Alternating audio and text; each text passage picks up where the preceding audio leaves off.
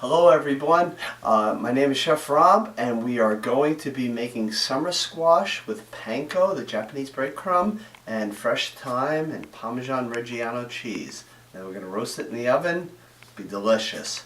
You can make this with the family. I'm going to make it for dinner tonight, make it with the children. It's all good. So here we go. So the first step is the yellow squash. It has a very tender skin on it. It's very delicious. They are very good almost all year long. The ones that you get locally can have a very yellow, very shiny skin, almost has like an eggplant skin. So those ones can be a little bit tougher. Those you might even want to peel. But the ones that you get all year long, it's almost like a pale yellow skin, those are always good to eat. And when you buy them, always make sure no brown spots on here, free of any dents, and you want it to be heavy for its weight. If it has a little lightness to it, it's probably inside there's not too much weight to it, it's not as fresh, okay? So wash these really good, scrub them good, and then take a paper towel and dry it. Okay, so I'm just going to cut these. This one here is called the crook neck squash, okay? You can see it kind of goes like this. Your zucchini usually goes straight up, okay?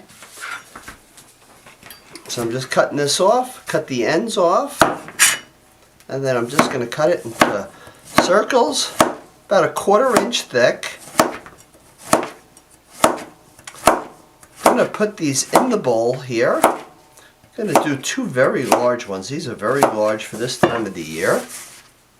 Okay, and I will do one more. Let me just take this one off, this end.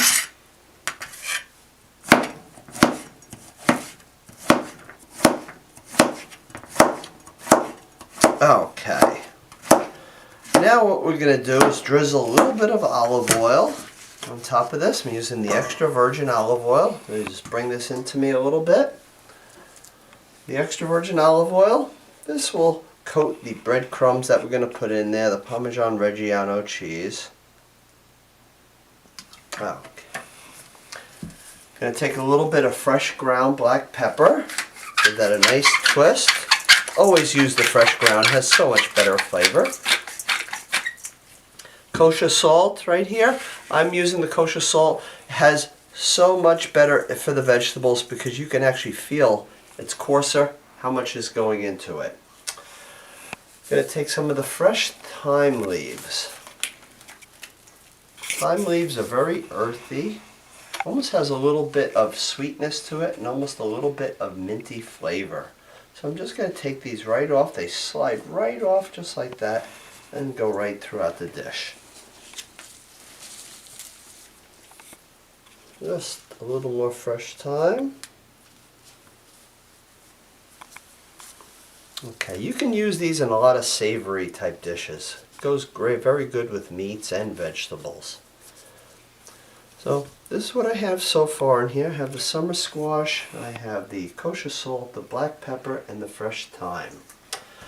I'm going to take a little bit of the Parmesan Reggiano cheese and grate this in there. This is like the king of cheeses. It has so much flavor. Always try to buy the smallest chunk that you can, okay? Because you don't want it to go bad on you. I'm using a microplane. This has a little rubber stopper on the bottom here. So what that does is it prevents it from sliding and you won't slip with it. So it may cost you $2 or $3 more, but well worth it. Always buy the fresh cheese and grate it yourself. And then wrap it very good in saran wrap and it will be ready to go for next time. This is one of those dishes where if you added a little too much cheese, everybody loves cheese, it wouldn't hurt. Okay, you're just going to put a little bit more in here.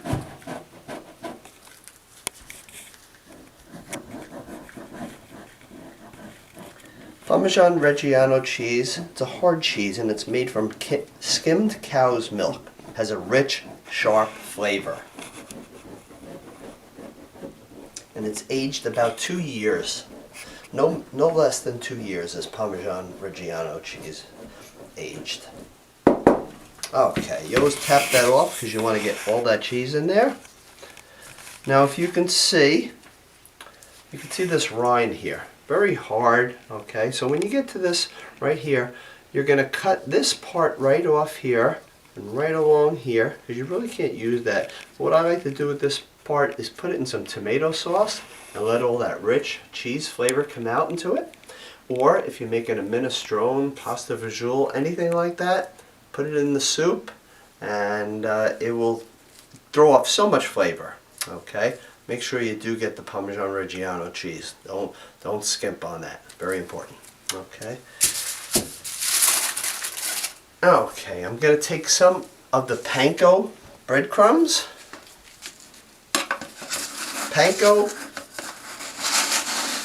is made by electrical current.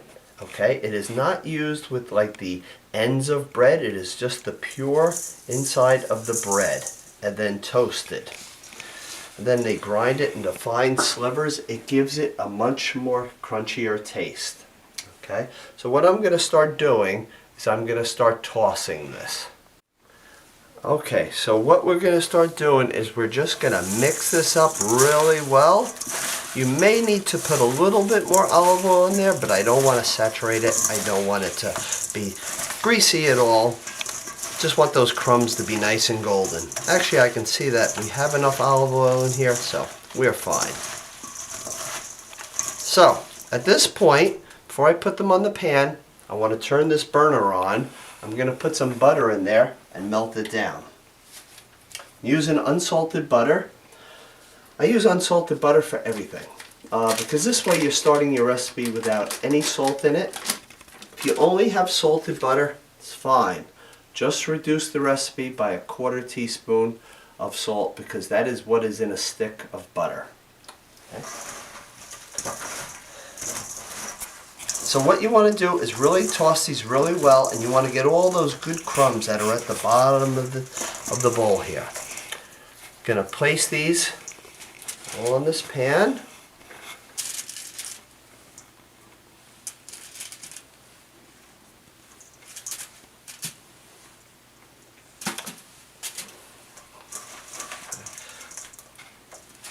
And there will be a lot of crumbs at the bottom. Just going to put this one tray in first.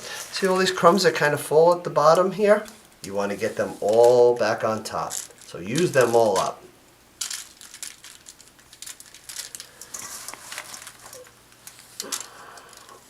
Okay. Just going to get a little bit more. You can do this with zucchini. You can do this with tomatoes. I like to take this and do this with tomatoes and then bake it right on top of a chicken breast. Very delicious.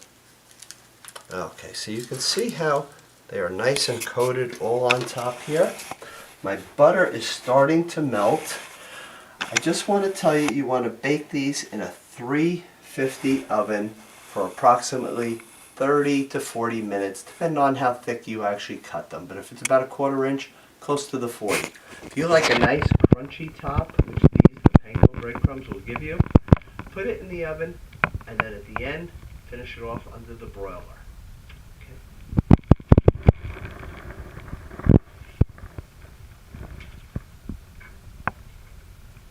You may not need the whole stick, so if you don't need the whole stick, start at 1/2, and you can always add more if you need it. Because once it's melted, it's melted. So this is a perfect recipe to do with the family, children. You'll use this recipe all year long. When I was a personal chef, I always used this because the yellow on the plate, I would do it with some roasted tomatoes. I'd do some zucchini on there, some asparagus, and all the green, the red, the yellow made the plate look beautiful.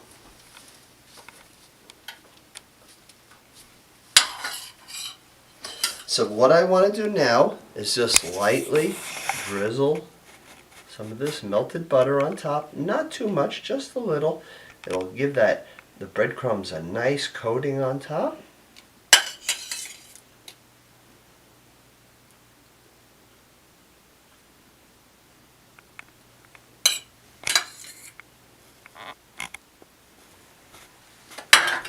Okay, so we're ready to put this in the oven now.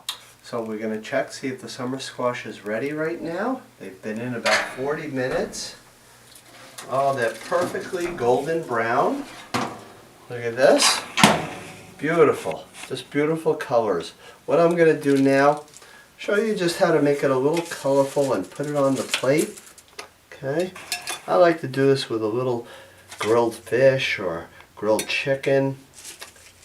Makes the plate look absolutely appetizing. Okay. This could be like for a side dish. Put them over here.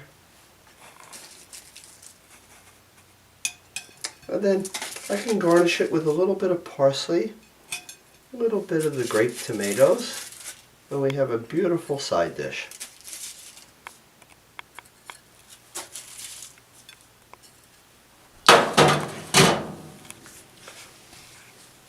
Put some of these around it. You could even roast some of these if you like.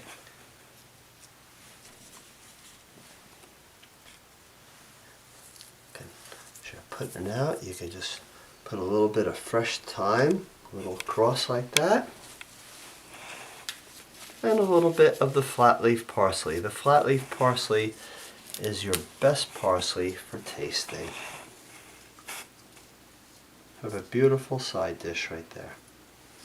So, everybody, there it is. Thank you again for coming into my home. We'll see you next time.